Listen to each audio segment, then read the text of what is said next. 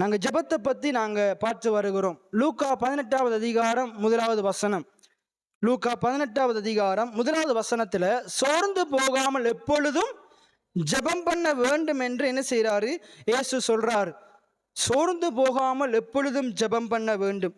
இன்றைக்கு வேத வசனம் என்ன சொல்லுது? சோர்ந்து போகாமல் எப்பொழுதும் ஜெபம் பண்ண வேண்டும். பிலிப்பியர் 4:16 சொல்லுது, நீங்கள் ஒன்றுக்கும் கவலைப்படாமல் எல்லாவற்றை குறித்து உங்களுடைய வேண்டுதலினாலும் ஜெபத்தினாலும் தேவனுக்கு தெரியப்படுத்துங்கள். ஆண்டவர் ஜெபத்தை குறித்து வேதத்தில் நிறைய இடங்களில் சொல்லியிருக்கிறார். நாங்கள் ஆண்டவரோடு பேசுகிறத குறித்து, அவர் நம்மோடு பேசுகிறத குறித்து, நாங்கள் ஆண்டவரிடத்தில் கேட்கிறத குறித்து, அவர் நமக்கு பதில் தருகிறத குறித்து ஆண்டவர் வேதத்தில் நிறைய காரியங்களை ஆண்டவர் எழுதி வைத்திருக்கிறார். நிறைய காரியங்களை எழுதி வைத்திருக்கிறார். நான் அந்த போதனையை ஆரம்பிக்கும் போது நான் சொன்னேன், ஏன் நாங்கள் ஜெபம் பண்ண வேண்டும் என்றா ஆண்டவர் ஜெபம் பண்ண சொல்லியிருக்கிறார்.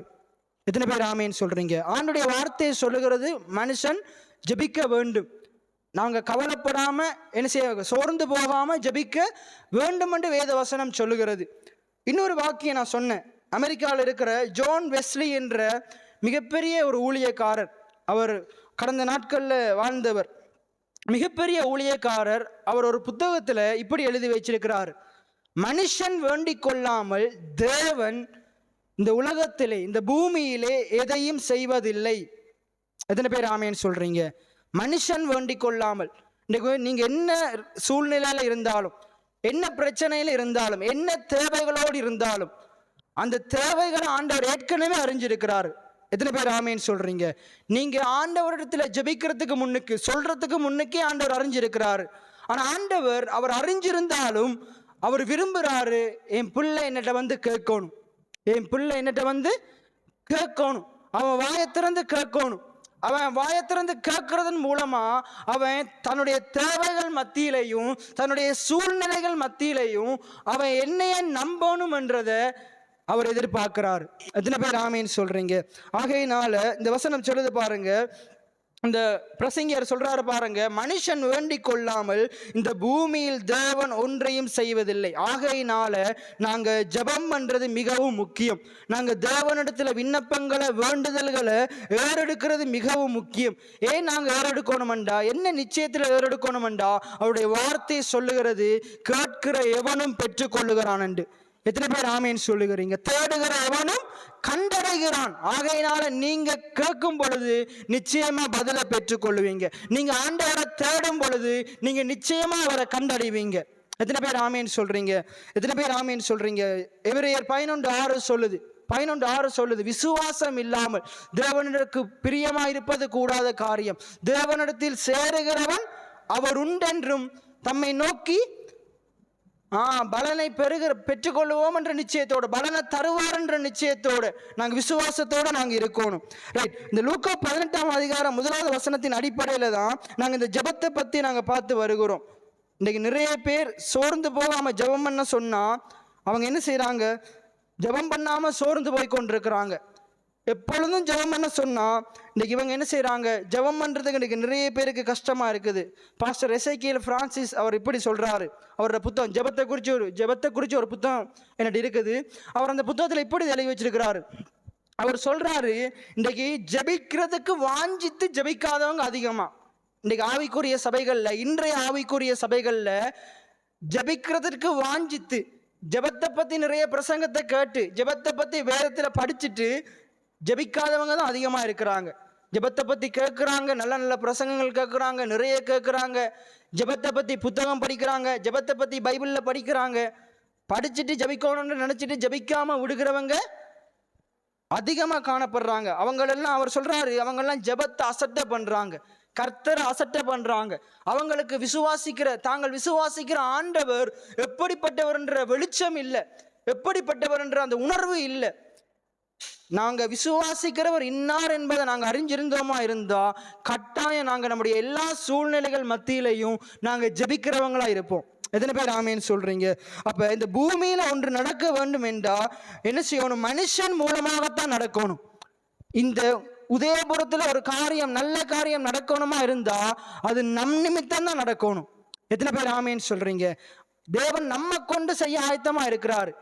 ஆனா நம்ம ஆயத்தமா இல்லாததால தான் இன்றைக்கு தேவன் வேற வேற நபர்களெல்லாம் அவங்கள கொண்டு செய்து கொண்டிருக்கிறாரு. ஆண்டவரை நீங்க என்னைய பயன்படுத்துங்கன்னு நாங்க எப்ப நம்மளை ஆண்டவருக்கு ஒப்பு கொடுக்கிறோமோ தேவன் நம்மை கொண்டு பெரிய காரியங்களை செய்வார். எத்தனை பேர் ஆமேன்னு சொல்றீங்க? பவுலும் சீலாவும் கடந்த கிழமைகளை நாங்க பார்த்தோம், கடைசியா நாங்க இங்க பார்த்தோம். பவுலும் சீலாவும் அவங்களோட வழக்கம் என்னென்னா ஜெபம் பண்றத வழக்கமா கொண்டிருந்தாங்க.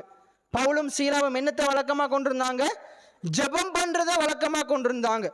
அவங்க என்ன செய்யறாங்க? நற்செய்தியை பரப்புறதுக்கு அவங்க நடந்து திரியும் பொழுது அவங்க நடந்து தீரத்துக்கு பலனை கொடுத்தது அவங்களுடைய ஜபங்கள் தான். எத்தனை பேர் ஆமேன்னு சொல்றீங்க? அந்த அப்போஸ்தலர் 16வது அதிகாரத்தை திருப்பிக் கொள்ளுவோம். அப்போஸ்தலர் 16வது அதிகாரத்துல நாங்க முதலாவது ஒரு வசனத்தை பார்க்க போறோம். 5வது வசனம், அப்போஸ்தலர் 16:5. அப்போஸ்தலர் 16:5. அதனாலே சபைகள் விசுவாசத்தில் ஸ்திரப்பட்டு நாளுக்கு நாள் பெருகின. அதுக்கு மேல நீங்க வாசிங்கண்டா இந்த பவுல் சீலா மற்றும் ஊழியக்காரங்கள் எல்லாம் அப்போஸ்தலர்கள் எல்லாம் என்ன செய்யறாங்க? அந்த பெந்தெகோஸ்து அந்த இடத்துல பரிசுத்த ஆவியானவருடைய அபிஷேகத்தை பெற்ற பிறகு அங்க உலகமெங்கும் போய் சகல ஜாதிகளுக்கும் சுவிசேஷத்தை பிரசங்கிங்கன்னு ஆண்டவர் சொல்லிட்டு போயிட்டாரு. நீங்க என்ன செய்யுங்க? சமாரியா எல்லாம் உலகம் முழுவதும் சகல ஜாதிகளையும் சீஷராக கண்டு ஆண்டவர் சொல்லிட்டாரு. ஆண்டவர் சொன்ன பிறகு பரிசுத்த ஆவியானவரை பெற்று இவங்க என்ன செய்யறாங்க? உலகம் முழுவதும் போறாங்க. பவுல் என்ன செய்யறாரு? மற்ற அப்போஸ்தலர்கள் எருசலேமில் இருந்து ஊழியத்தை செய்கிறாங்க. ஆனால் பவுல் பிரஜாதிகளுக்கு பிரசங்கிக்கும்படிக்கு நான் தேவனால் தெரிந்து கொள்ளப்பட்ட பாத்திரம் என்று அவன் அறிஞ்சு என்ன செய்கிறான்? அவன் என்ன செய்கிறான்? கடவுளை விசுவாசிச்சு என்ன உபத்திரம் வந்தாலும், அது வாழ்வோ சாவோ நாசமோசமோ பட்டயமோ, என்னை ஆண்டவர் அன்பு கூறுறாரு, எதுவும் என்னை எதிர்த்து நிற்காது, நான் எல்லாவற்றிலையும் ஜெயம் கொள்ளுவேன் சொல்லிட்டு அவன் என்ன செய்கிறான்டா? அவன் உலகம் முழுவதும் என்ன செய்கிறான்? நடைப்பயணத்தில் ஊழியங்களை மேற்கொள்றதுக்கு போகிறான். போகிற வழிகளில் அவன் என்னதான் பெரிய ஊழியத்தை செஞ்சாலும், என்னதான் பெரிய பெரிய பிரசங்கத்தை பண்ணினாலும், என்னதான் பெரிய பெரிய அற்புதங்களை பண்ணினாலும் அவன் அனுதினமும் வழக்கத்தின்படி ஜெபம் பண்றவனா இருந்தான். எத்தனை பேர் ஆமேன்னு சொல்றீங்க? இன்றைக்கு நான் எவ்வளவு பெரிய ஊழியக்காரனா இருக்கலாம், நீங்க எவ்வளவு பெரிய ஆளா இருக்கலாம், உங்களுக்கு எவ்வளவு பெரிய காரியங்கள் இருக்கலாம், எப்படிப்பட்ட காரியங்கள் இருந்தாலும் இல்லாம போனாலும் ஆண்டவருடைய பிள்ளைகளாகிய நீங்களும் நானும் ஜெபிக்கிறவங்களா இருக்கணும். ஜெபத்தை நம்முடைய வழக்கமாக்கி கொள்ளணும். எத்தனை பேர் ஆமேன்னு சொல்றீங்க? ஜெபத்தை நம்முடைய வழக்கமாக்கி கொள்ளணும். இன்றைக்கு ஞாயிறு ஓய்வு நாள் ஆராதனை எப்படி நம்மளோட வழக்கமா இருக்குதோ இப்போ நம்மளோட வழக்கமா மாறிடுச்சு. என்னது? இந்த பைபிள் ஸ்டடியும் வழக்கமா மாறிடுச்சு. அதே போல வீட்டு கூட்டங்களும் வழக்கமா மாறிடுச்சு. நான் விசுவாசிக்கிறேன் அடுத்த வருஷத்திலிருந்து இந்த உதயபுரத்துலையும் இந்த வீட்டு கூட்டங்கள் வழக்கமா மாறும். எத்தனை பேர் ஆமேன்னு சொல்றீங்க? அப்ப சில காரியங்கள், சில ஆவிக்குரிய காரியங்கள், நாங்க பல்ல திட்டுறது போல சில ஆவிக்குரிய காரியங்களையும் நாங்க வழக்கப்படுத்தி கொள்ளணும். 3 வேளை சாப்பிட்றது எவ்வளவு நமக்கு முக்கியமா இருக்குதோ அதே போல அதை விட அதிகமா ஆண்டவருடைய வார்த்தைகளை கேட்கிறது நமக்கு வழக்கமாகணும். எத்தனை பேர் ஆமேன்னு சொல்றீங்க? இன்னைக்கு உங்களுடைய வாழ்க்கையில வெற்றி வேணுமா? நான் உங்களுக்கு சொல்லுகிற ஒரு ரகசியம் அதுதான். நிறைய வார்த்தைகளை கேளுங்க. நல்ல விசுவாசத்தை உண்டு பண்ணுகிற வார்த்தைகளை கேளுங்க. விசுவாசம் உங்களுக்குள்ள வரும்போது அந்த விசுவாசம் உலகத்தையே ஜெயிக்க வைக்கும். எத்தனை பேர் ஆமேன்னு சொல்றீங்க? விசுவாசம் உலகத்தையே ஜெயிக்க வைக்கும் என்று வேதம் சொல்லுது. அப்ப இதுல பாருங்க, சபைகள் விசுவாசத்திலே ஸ்திரப்பட்டால் அது நாளுக்கு நாள் பெருகும்.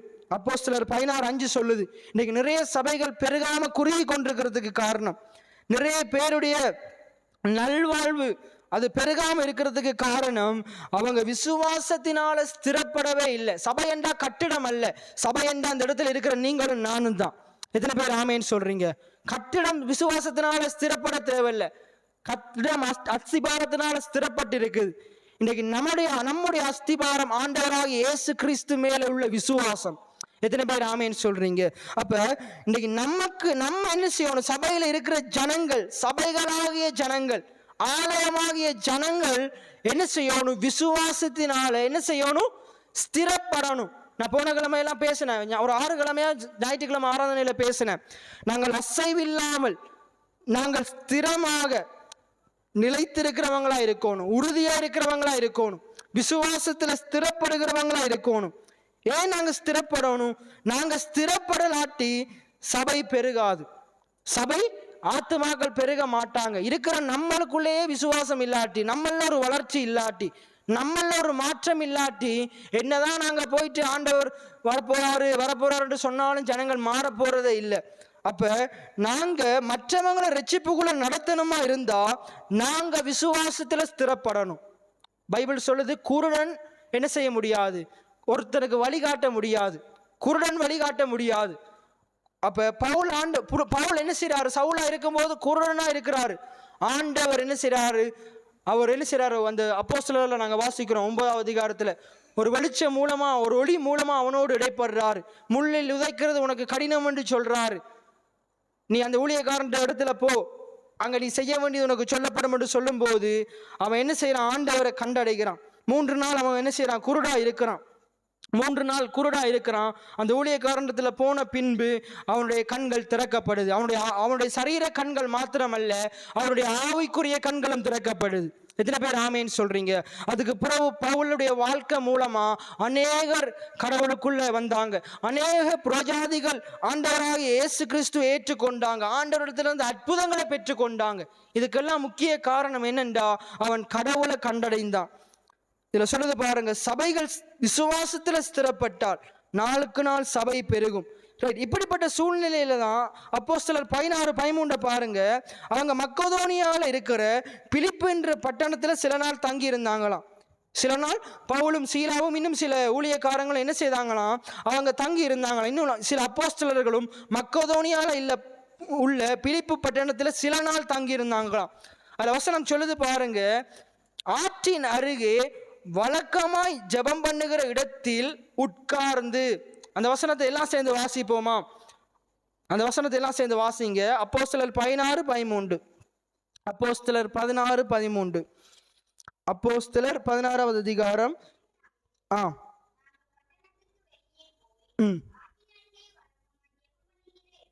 எல்லாம் சொல்லுங்க. ஆற்றின் அருகே வழக்கமாக நாங்கள் ஜெபம் பண்ணுகிற இடத்தில் உட்கார்ந்து அங்கே கூடி வந்த ஸ்திரிகளுக்கு உபதேசித்தோம் என்று சொல்றாரு பாருங்க. அந்த வசனத்துல சொல்றாரு. அப்ப அதுல எனக்கு நான் நேற்றைய தினத்துல இந்த காரியங்களை ஆயத்தப்படுத்தும் போது ஆண்டவர் என்னோடு இந்த வசனத்திலையும் ஒரு குறிப்பிட்ட ஒரு வசனத்தை ஆண்டவர் என்னோடு பேசினார்.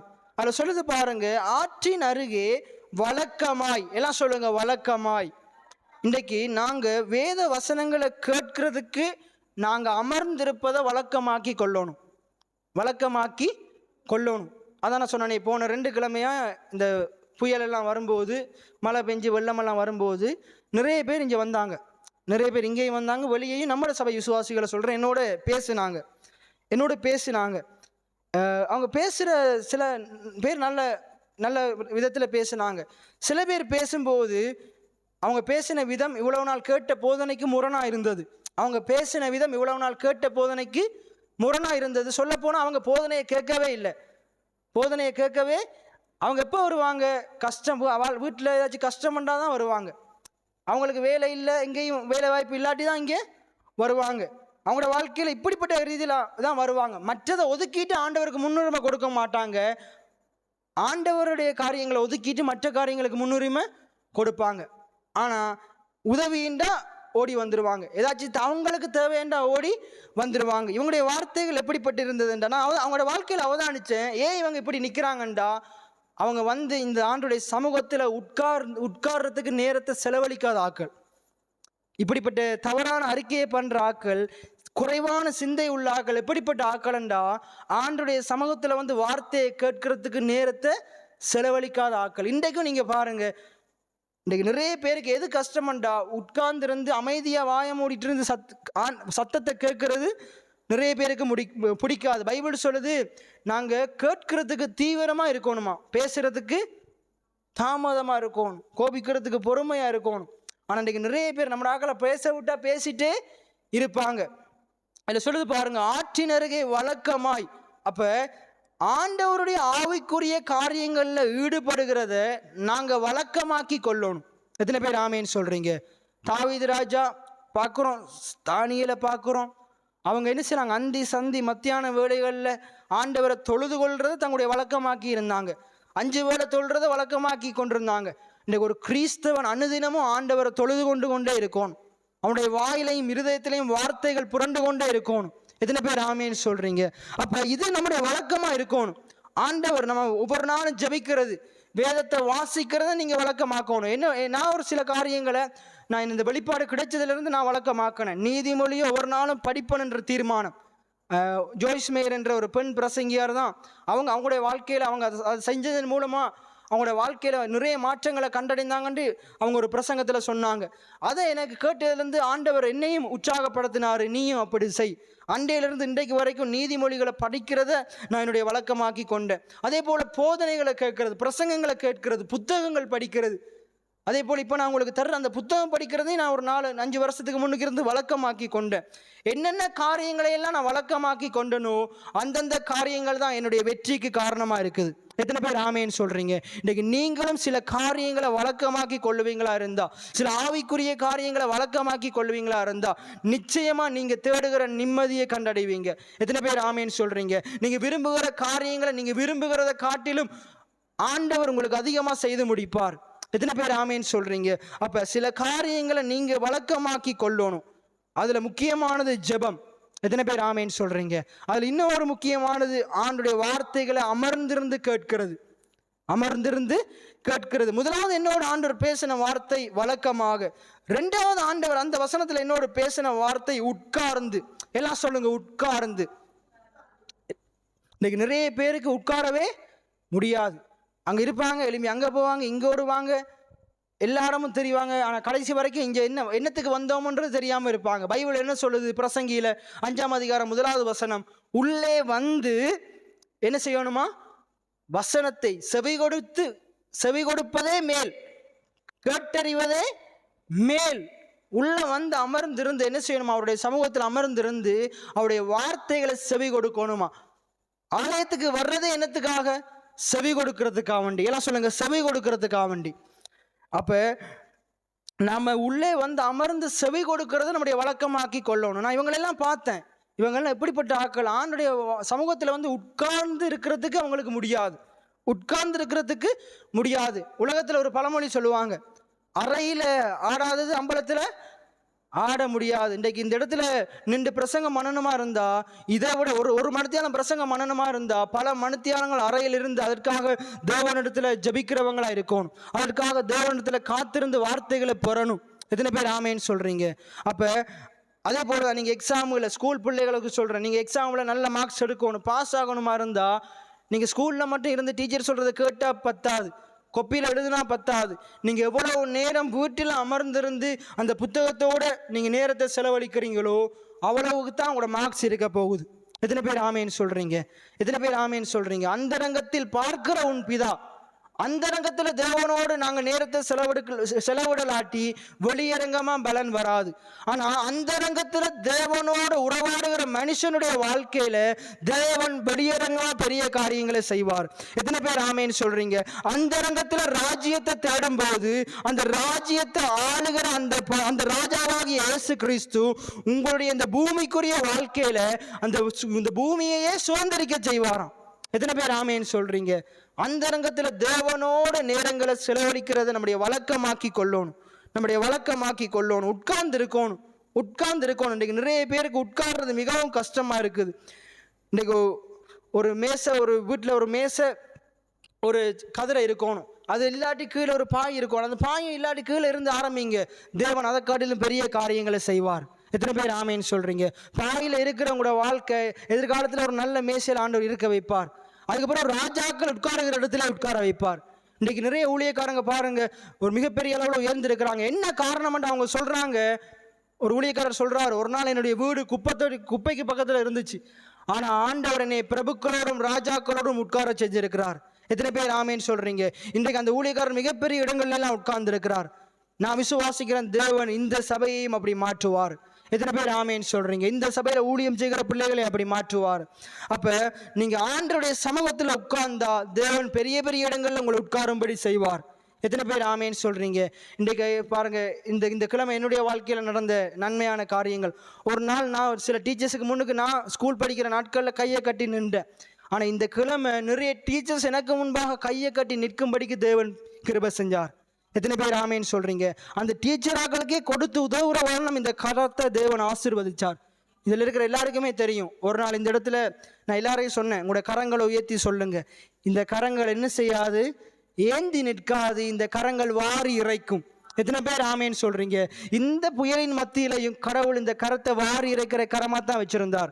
இன்றைக்கும் அதே வேலையா தான் தெரிஞ்சிட்டு இருக்கணும். ஏன்னா தேவன் அவரை தேடுகிற பிள்ளைகளை ஆண்டவர் கைவிட்டதா சரித்திரமே கிடையாது. எத்தனை பேர் ஆமேன்னு சொல்றீங்க? சரி, உட்கார்ந்து வழக்கமாய் முதலாவது பார்த்தோம். வழக்கமாய் நமக்கு ஜெபம் பண்றது, ஆண்டுடைய வார்த்தைகளை கேட்கிறது, அந்தரங்கத்தில் தேவனோடு உறவாடுகிறத நம்முடைய வழக்கமாக்கி கொள்ளணும். எத்தனை பேர் ஆமேன்னு சொல்றீங்க? ரெண்டாவது, நாங்கள் அமர்ந்து இருக்கணும். அமர்ந்திருந்து, பைபிள் ஆண்டவர் சொல்றாரு, அமர்ந்திருந்து நானே தேவன் என்று நீ கண்டறிந்து ஆண்டவர் சொல்றார். இன்னைக்கு நிறைய பேர் அமைதியா இருக்கிறதே இல்லை, அமர்ந்து இருக்கிறதே இல்லை, காத்து இருக்கிறதே இல்லை, பொறுமையா இருக்கிறதே இல்லை, தேவனுடைய சமூகத்துல விண்ணப்பங்களை ஏறெடுக்கிறதே இல்லை. என்னால முடியும், நீங்கள்லாம் ஒன்றும் செய்ய தேவையில்லை. இப்போ நம்ம கடந்த நாட்கள்ல பார்த்தோம், நான் என்ன செய்ய வேண்டும், நான் என்ன செய்ய வேண்டும் தான் கேட்குறாங்க. இன்னைக்கு மாம்ச வழிகளில் நடக்கிறவன், தன்னையே பெருமையாக கருதுகிறவன், என்னால் எல்லாம் செய்ய முடியும் என்ற அகம்பாக உள்ளவன் என்ன செய்வான்? மனமேட்டி இல்லவன் என்ன செய்வான்? நான் என்ன செய்யணும் சொல்லுங்க, நான் என்ன செய்யணும் சொல்லுங்க. நீங்க ஒன்றும் செய்ய தேவையில்லை. ஆண்டவர் சொல்றாரு, நீ சும்மா இரு, நான் உனக்காக யுத்தம் செய்வேன். எத்தனை பேர் ஆமேன்னு சொல்றீங்க? நம்ம சும்மா இருந்தா போதும். மோசேட்ட சொல்றாரு, நீ கோலை உயர்த்தினா போதும், நீ போயிட்டு யுத்தம் செய்ய தேவையில்லை, நீ கோலை உயர்த்து. மோசைக்கு கை வலிச்சிருச்சு, ஜோசுவா வந்து கையை உயர்த்துறாரு, தாங்கி பிடிச்சிட்டு இருக்கிறாரு. பெருசா அவனுக்கு ஒரு கஷ்டமும் இல்லை. ஆண்டவர் சொல்றாரு, கோலை உயர்த்து. ஆண்டவர் நிறைய இடங்கள்ல சொல்ற, நீ சும்மா நான் உனக்காக யுத்தம் செய்வேன். கிதியோனுடைய வாழ்க்கையில பார்க்கிறோம். கிதியோன் போயிட்டு வாழாலையா வெட்டுனா, வாழால வெட்டல, அவன் சம்மட்டையும் அக்கையும் எடுத்துட்டு போறான். ஆண்டவர் என்ன செய்யறாரு? பெரிய காரியங்களை செய்யறார். ஆண்டவர் சொன்ன சத்தத்துக்கு கீழ்ப்படுகிறான், ஆண்டவர் பெரிய காரியங்களை செய்யறார். எத்தனை பேர் ஆமேன்னு சொல்றீங்க? தாவீது தெரிஞ்ச சின்ன கல்லாலையா கோலியாத்து விழுந்தான்? இல்லை இல்லை, தாவீது கர்த்தரை நம்பி விசுவாசிச்சு வாயை திறந்து பேசினான். அவன் அந்த கள்ள விசுவாசிக்கல, தன்னோடு இருந்த கர்த்தரை விசுவாசிச்சான். கர்த்தர் கோலியாத்து அவனுக்கு முன்பாக அவன் பாதத்தில் விழ பண்ணினார். எத்தனை பேர் ஆமேன்னு சொல்றீங்க? அப்ப உட்கார்ந்து இருக்கிறத நம்முடைய வழக்கமாக்கி கொள்ளணும். அடுத்தது பாருங்க, அங்கே கூடி வந்த ஸ்திரிகளுக்கு அவங்க என்ன செஞ்சாங்களோ, உபதேசிச்சாங்களாம். அப்படியே தொடர்ந்து அந்த 13-14 வசனத்தை வாசிங்க, மறுபடியும் வாசிங்க. ஓய்வு நாளில் அவர்கள் பட்டணத்துக்கு வெளியே போய்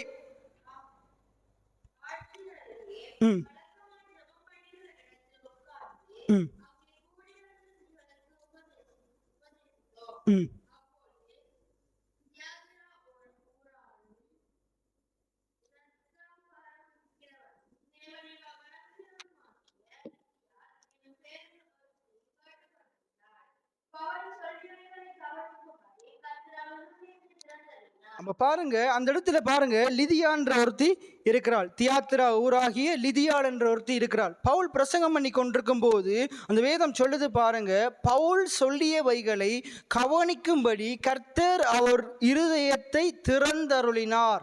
கர்த்தர் அவர் இருதயத்தை திறந்தருளினார். இன்றைக்கு சாதான் அடிக்கடி சொல்லுவேன், சபையில நிறைய பேர் வந்தாலும், 100 பேர் வந்தாலும் எல்லாரும் தங்களுடைய இருதயத்தை நல்ல நிலமா அர்ப்பணிக்கிறதே இல்லை. வார்த்தை நல்ல விதையாகிய வசனம் விதைக்கப்படுறதுக்கு தங்களுடைய இருதயங்களை திறந்து கொடுக்கிறதே இல்லை. ஆனா யாரெல்லாம் திறந்து கொடுப்பான்டா? மனம் திறக்கப்பட்டவன் தான், ஆவிக்குரிய கண்கள் திறக்கப்பட்டவன் தான் என்ன செய்வான்? தன்னுடைய இருதயத்தை கர்த்தருக்கு ஒப்பு கொடுப்பான், வார்த்தையை கவனமா கேட்பான். அதில் பாருங்க, சொல்லுது பாருங்க, கவனிக்கும்படி கர்த்தர் அவள் இருதயத்தை திறந்தருளினார். எத்தனை பேர் விசுவாசிக்கிறீங்க? வார்த்தையை கேட்கும்படிக்கு, வார்த்தை இவ்வண்ணம் பைபிள் ஸ்டடிக்கு சர்ச்சுக்கு வந்து வீட்டுக்குண்டுங்களாம் வந்து வார்த்தையை இவ்வளவு தாகமாக கேட்கும்படிக்கு என்னுடைய இருதயத்தின் கண்களை திறந்ததே ஆண்டவர் தான். எத்தனை பேர் ஏற்றுக்கொள்றீங்க? நம்முடைய பலத்தினால் அல்ல. இன்றைக்கு சும்மா இருந்து கேட்கறது ஈஸியே இல்லை. இன்றைக்கு உலகத்தான் சொல்கிறான் 45 நிமிஷம் தான். ஆனால் போன ஞாயிற்றுக்கிழமை 45 நிமிஷத்தில் பிரசங்கத்தை முடித்ததுக்கு நிறைய பேர் என்கிட்ட கேட்டாங்க. நிறைய விசுவாசிகள் என்கிட்ட கேட்டாங்க. அங்கே வீட்டை போனோன்னு அப்பாவை கேட்டார், ஏன் டக்குன்னு முடிச்ச? அம்மாவும் கேட்குறாங்க, ஏன் டக்குண்டு? அவங்களே கேட்குறாங்க, ஏன் குயிக்காக முடிச்ச, இன்னும் கொஞ்சம் போயிருக்கலாமே. ஆனால் பாருங்க, நம்முடைய சபையை தேவன் எப்படி மாற்றி இருக்கிறார். எத்தனை பேர் ஆமேன்னு சொல்கிறீங்க? டக்குன்னு முடிங்கன்னு சொல்கிற சபைகள் தான் அதிகம். ஆனால் இன்றைக்கு நான் உண்மையாக சந்தோஷமாக இருக்கிறேன். நம்முடைய சபை ஜனங்கள் அநேகர் மாறி இருக்கிறாங்க. எத்தனை பேர் ஆமேன்னு சொல்கிறீங்க? கேட்டாங்க, ஏன் 45 நிமிஷத்தில் முடிச்சிங்க, இன்னும் அதிகமாக போயிருக்கலாமே. ஒரு மாதத்துக்கு முன்னாடி தான் நான் கேட்டேன், 45 நிமிஷத்துக்கு மேலே ஜனங்கள் சபையில் இருக்க கேட்கறது கஷ்டம். நான் சொன்னேன், நீங்கள் எங்களை சேர்ச்சுக்கு வந்து பாருங்க, அவங்க கேட்பாங்க. எத்தனை பேர் ஆமேன்னு சொல்கிறீங்க? அப்ப இப்படிப்பட்ட ரீதியில இன்றைக்கு ஒரு சாட்சியை நான் கேள்விப்பட்டேன். இன்னொரு சபைக்கு போறாள், அவங்களுக்கு இங்க இருக்கிற அந்த சபைக்கு போற ஒருவர் என்ன செஞ்சிருக்கிறாங்க, சொல்லி இருக்கிறாங்க, இங்க இருக்கிற ஒரு ஆள் சாட்சி சொல்லியிருக்கிறாங்க. அவங்ககிட்ட சொல்லியிருக்காங்க, அவங்க என்னட்டு சொன்னாங்க, ஒவ்வொரு செவ்வாய்க்கிழமையும் அவங்களோட வீட்டில இருந்து என்னோட பிரசங்கத்தை கவனமாக கேட்பாங்களாம். நான் நினைக்கிறேன் இப்பயும் கேட்டுக்கொண்டு தான் இருப்பாங்க. அவங்க அவ்வளோ தூரத்துல இருந்து என்ன செய்வாங்களாம், கவனமாக கேட்பாங்களாம். நிறைய காரியங்களை அந்த இடத்துல கற்றுக்கொண்டாங்களாம். எத்தனை பேர் ஆமேன்னு சொல்றீங்க? இன்றைக்கு அவங்க இன்னொரு சபைக்கு தலைமன்னார் சர்ச்சுக்கு போற அந்த ஸ்திரீ என்னட்ட சொல்றாங்க, அவங்க நிறைய சாட்சிகளை சொன்னாங்க, அவங்களோட பிரசங்கத்தை அவங்க கேட்டுக்கொண்டிருக்கிறாங்க. அப்ப பாருங்க, இந்த வார்த்தை அவங்களுடைய இருதயங்களுக்குள்ள போய் பெரிய காரியங்களை செய்யும். எத்தனை பேர் ஆமேன்னு சொல்றீங்க? அப்ப இந்த லிதியால என்ன செய்யறாள், ஆண்டவர் என்ன செய்யறாரு, அந்த பவுல் போதிக்கிற வார்த்தைகளை கவனிக்கும்படி, எல்லாம் சொல்லுங்க, கவனிக்கும்படி. இன்னைக்கு நிறைய பேர் என்ன செய்யற இல்லை, போதனைகளை கவனிக்கிறதே இல்லை, கேட்கிறதை குறித்து கவனத்தை கேட்கிற காரியங்கள் மேல வைக்கிறதே இல்லை. தவறான காரியங்களை கேட்கறதுண்டா எவ்வளவு நேரமும் நின்று கேட்பாங்க. டிவியில 2:30 மணி நேரம் 3 மணி நேரம் படத்தை கேட்பாங்க, பாட்டை கேட்பாங்க. ஆனா ஆண்டவருடைய வார்த்தைகளை கேட்கறதுல தீவிரமே இல்லை. ஆனா ஆண்டவருடைய வார்த்தைகளை கேட்கறதுக்கு தீவிரம் வேணுமா இருந்தா, ஒருவேளை இன்னைக்கு உங்களுக்கு வார்த்தையை கேட்கறதுக்கு கஷ்டமா இருக்குதா, நீங்க ஆண்டவர்கிட்ட சொல்லுங்க, ஆண்டவரே என்னுடைய இருதயத்தை திறந்தருளுங்க, என்னுடைய இருதயத்தை திறந்தருளுங்க. உங்களுடைய வார்த்தையாகிய அந்த நல்ல விதை இந்த ஊழியக்காரனுடைய வாயிலிருந்து புறப்பட்டு வரும்போது அந்த அந்த ரேமா வார்த்தை என்னுடைய இருதயத்திலே ஊற்றப்பட, நிரப்பப்பட என்னுடைய இருதயத்தை திறந்துருளுங்கன்னு சொல்லி நீங்க கேளுங்க. ஆண்டவர் நிச்சயமா லிதியாளுடைய இருதயத்தை திறந்த அந்த நல்ல ஆண்டவர் உங்களுடைய இருதயத்தையும் திறப்பார். எத்தனை பேர் ஆமேன்னு சொல்றீங்க? இருதயம் திறந்தா போதும், அற்புதம் நடக்கும். அதுக்கப்புறம் பாருங்க, தொடர்ந்து வாசிங்க. அவள் இருதயத்தை திறந்தருளினார். பாருங்க, அவளும் அவள் வீட்டாரும் ஞானஸ்தானம் பெற்றார்கள். பாருங்க, ஒரு பிரசங்கத்தை கேட்க கேட்க கேட்க கேட்க விசுவாசம் வந்துருச்சு. இப்ப விசுவாசத்தினால் ஆண்டவராக இயேசு கிறிஸ்து ஏற்றுக்கொள்றார், அவர்தான் மெய்யான தெய்வம் என்று அறிக்கை செய்கிறார். அதன் மூலமாக என்ன செய்யறாங்க, அவள் மாத்திரம் அல்ல, அவள் வீட்டாரும் ரட்சிக்கப்படுறாங்க. எத்தனை பேர் ஆமேன்னு சொல்றீங்க? தொடர்ந்து வாசிங்க. அவள் எங்களை நோக்கி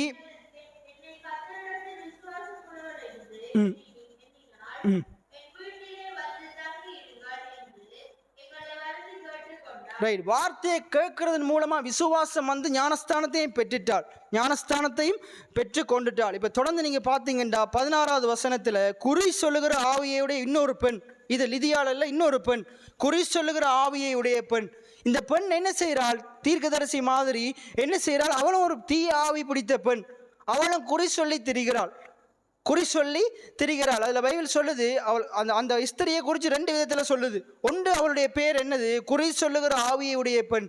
இன்னொன்று என்னது, தன்னுடைய எஜமான்களுக்கு என்ன செய்யறது, ஆதாயத்தை கொடுக்கிற பெண்ணா. தன்னுடைய எஜமான்களுக்கு குறி சொல்லுகிறதன் மூலம் மிகுந்த ஆதாயத்தை உண்டாக்குகிற பெண். அப்ப இவள் இப்படிப்பட்டவளா இருக்கிறாள். இவள் இப்படிப்பட்டவளா இருக்கிற சமயத்துல இந்த பவுலும் அந்த சீலாவும் மற்ற ஊழியக்காரங்களும் ஜெபம் பண்ண போகும்போது இவள் என்ன செய்கிறாள், அவங்களுக்கு முன்பதாக போறாள். இந்த குறி சொல்லுகிற ஆவியுடைய பெண் என்ன செய்கிறாள், இந்த பவுலுக்கும் இவங்களுக்கு முன்பதாக போய் என்ன செய்கிறாள், 16வது அதிகாரம் 17 தொடக்கம் 19வது வசனத்தை வாசித்து பார்த்தீங்கன்னா அவங்க பவுலை பார்த்து சொல்றாள், இந்த மனுஷன் உன்னதமான தேவனுடைய ஊழியக்காரன். எத்தனை பேர் ஆமேன்னு சொல்றீங்க? பவுலை குறித்து அவள் சாட்சி கொடுக்கிறாள். இந்த பவுல் யாரா, உன்னதமான தேவனுடைய ஊழியக்காரன், தேவனுடைய வார்த்தையை பிரசங்கிக்கிற தேவனால் அழைக்கப்பட்ட மனுஷன், அவன் தேவனுடைய ஊழியக்காரனா இருக்கிறான். எத்தனை பேர் ஆமேன்னு சொல்றீங்க? உன்னதமான தேவனுடைய ஊழியக்காரனா. இன்னைக்கு நமக்கு அந்த வெளிப்பாடு தெரியல, ஆனா பிசாசுக்கு தெரியுது தேவன் யார், தேவனால தெரிந்து கொள்ளப்பட்ட ஊழியக்காரன் யார், அவனுக்கு இருக்கிற வல்லமை. இன்றைக்கு நம்ம நிறைய மனுஷங்க மதிக்கிறதே இல்லை, ஆனா கடவுள் மதிக்கிறார். பிசாசுக்கும் அது தெரிஞ்சிருக்குது. அநேக நேரத்துல இயேசுவை கிறிஸ்து என்று ஏற்றுக்கொள்றது மனுஷனை காட்டிலும் பிசாசு என்ன செய்யுது, ஏற்றுக்கொள்ளுது, அவருக்கு பயப்படுது. அந்த பல ஆண்டுகளாக அந்த கல்லறையில் இருக்கிற அந்த லேகியோன் என்ன செய்யறான், ஆண்டவரை கண்டு பயப்படுறான். அவனுக்கு தெரியுது இவர் தான் கிறிஸ்துன்னு தெரியுது, இவர் தான் மேசியான்னு தெரியுது, ஆனா நிறைய மனுஷங்களுக்கு தெரியல. அப்ப இந்த இடத்துல பாருங்க, அந்த பிசாசு அந்த குறி சொல்லுகிற ஆவியுடைய பெண் சொல்றாள், இந்த மனுஷன் உன்னதமான தேவனுடைய ஊழியக்காரன், ரட்சிப்பின் வழியை நமக்கு அறிவிக்கிறவர்கள் என சத்தமிட்டாள். பாருங்க, ரட்சிப்பின் வழியை அறிவிக்கிறவங்களாம். நீங்க கேட்கிற போதனைகள் அது சும்மா இல்லை, அது உங்களுக்கு ரட்சிப்பின் வழியை அது கற்றுக் கொடுக்கிற காரியமா இருக்குது. எத்தனை பேர் ஆமேன்னு சொல்றீங்க? ரைட். இப்போ நம்ம ஜெபத்தை பத்தி தான் பார்க்குறோம். என்ன பினகாஸ் எங்கேயெல்லாம் போகுது இல்லை, நம்ம ஜெபத்தை பத்தி பார்க்கறதுக்கு தான் வரப்போறோம். அடுத்த 18வது வசனத்தை பாருங்க. பவுல் சொல்றான் அந்த ஸ்திரியை பார்த்து, அந்த ஸ்திரியை பார்த்து சொல்லலை, வடிவாவதானிக்கணும், அந்த ஆவியை பார்த்து சொல்றான். அவளுக்குள்ள இருக்கிற அந்த தீய ஆவியை பார்த்து சொல்றான், நீ இவளை விட்டு புறப்பட்டு, பாருங்க, அவளை பார்த்து சொல்லல, அவளுக்குள்ள இருக்கிற அந்த ஆவியை பார்த்து சொல்றான், நீ இவளை விட்டு புறப்பட்டு இயேசுவின் நாமத்தினாலே உனக்கு கட்டளை இடுகிறேன், புறப்பட்டு போன்னு சொல்லி என்ன செய்யறாள்? இயேசுவின் நாமத்தினால நம்முடைய ஜெபம் எப்படி இருக்கணும் தெரியுமா?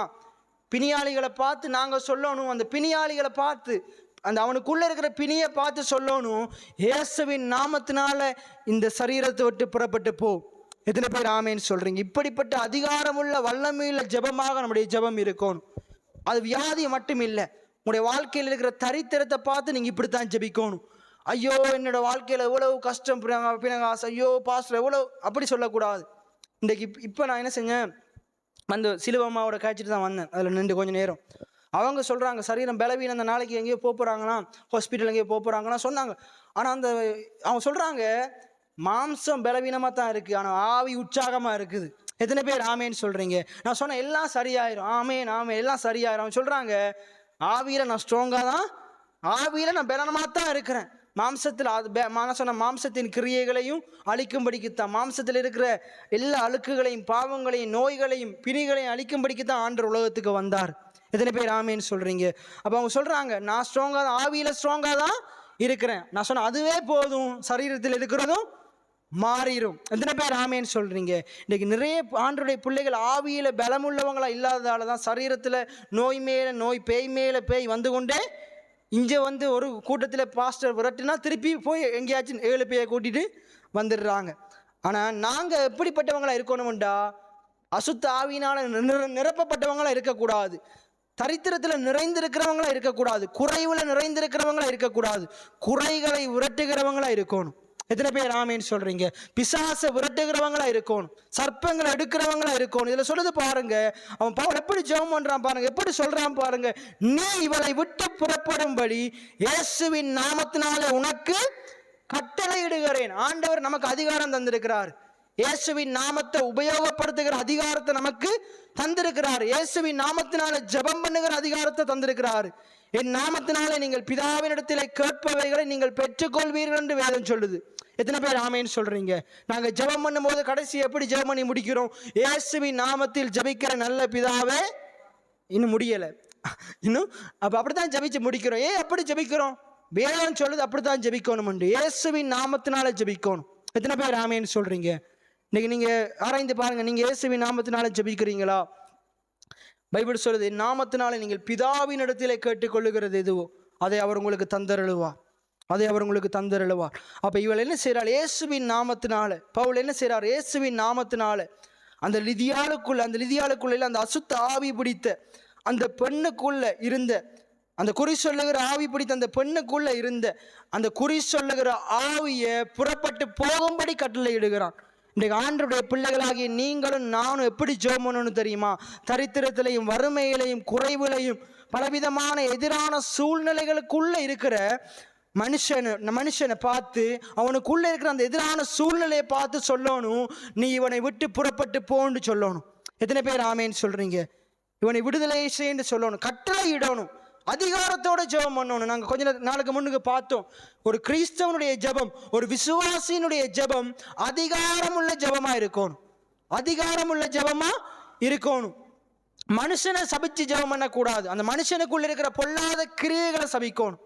எத்தனை பேர் ஆமேன்னு சொல்றீங்க? இன்னைக்கு நிறைய பேர் என்ன செய்றாங்க, காலில் முள்ளு குத்திருச்சா இருந்தா காலை சபிப்பாங்க, விளங்காத காலை, நாசமா போன காலை.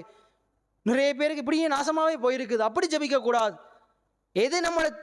எது நம்மளை சேதப்படுத்திச்சோ அதை பார்த்து தான் பேசணும் ஒழிய நம்மளை பார்த்து, நம்முடைய சரீரத்தை பார்த்து பேசக்கூடாது. சரீரத்தில் இருக்கிற பலவீனத்தை பார்த்து பேசணும். கடவுள் எப்படிப்பட்டவர் என்று பேசணும். இயேசுவின் நாமத்தின் வல்லமையை கட்டவிழ்க்கணும். அதான் ஜெபம். எத்தனை பேர் ஆமேன்னு சொல்றீங்க? அப்ப பாருங்க எப்படிப்பட்ட ரீதியில் இந்த பவுல் என்ன செய்யறார், அறிக்கை செய்கிறார் என்று. அந்நேரமே அது அவனை விட்டு புறப்பட்டது. எத்தனை பேர் ஆமேன்னு சொல்றீங்க? நீங்க இப்படிப்பட்ட அதிகாரமுள்ள ஜெபத்தை பண்ணுவீங்களா இருந்தா பாருங்க, ஜெபத்தை பண்ணுவீங்களா இருந்தா உங்களுக்குள்ள இருக்கிற தீமை எதுவோ அது புறப்பட்டு போகும். நீங்க ஜெபித்த மாத்திரத்தில் புறப்பட்டு போகும். பவுலும் சீலாவும் ஜெபித்த மாத்திரத்தில் சடுதியில என்ன செஞ்சது? பூமியிலே ஒரு அசைவு உண்டாகிச்சு. சிறைச்சாலை கதவுகள் என்ன செஞ்சது? அசைந்தது. எல்லாம் கலண்டு விழுது, சங்கிலிகள் கலண்டு விழுது. அதுதான் நாங்க பார்க்க போகிறோம். அதுல பாருங்க, பெரிய காரியங்கள் ஆண்டவர் செய்கிறார், சடுதியிலே செய்கிறார். விசுவாசம் உள்ள ஜெபம் பிணியாளிகளை ரட்சிக்கும். எத்தனை பேர் ஆமேன்னு சொல்றீங்க? விசுவாசம் உள்ள ஜெபம் எப்பேற்பட்ட சூழ்நிலையா இருந்தாலும் அதை மாற்றும். விசுவாசம் உள்ள ஜெபம் மலை போல உங்களுடைய தேவைகள் ஆயிரமா இருந்தாலும் அந்த தேவைகள் எல்லாவற்றையும் சந்திக்கும். எத்தனை பேர் ஆமேன்னு சொல்றீங்க? ரைட். இப்ப பாருங்க, அந்த குறி சொல்லுகிற ஆவியை உள்ள அந்த பெண் என்ன செய்கிறாள்?